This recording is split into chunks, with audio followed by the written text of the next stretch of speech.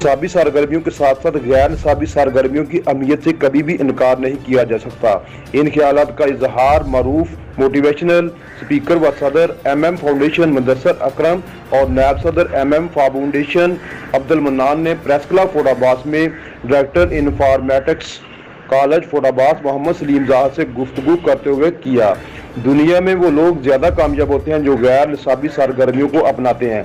गैर निसाबी सरगर्मियों से इंसान में स्किल्स, टैलेंट और खुद अदमाती में बहुत हद तक इजाफा होता है और लोग कामयाबी स्किल्स और टैलेंट की बुनियाद पर होते हैं।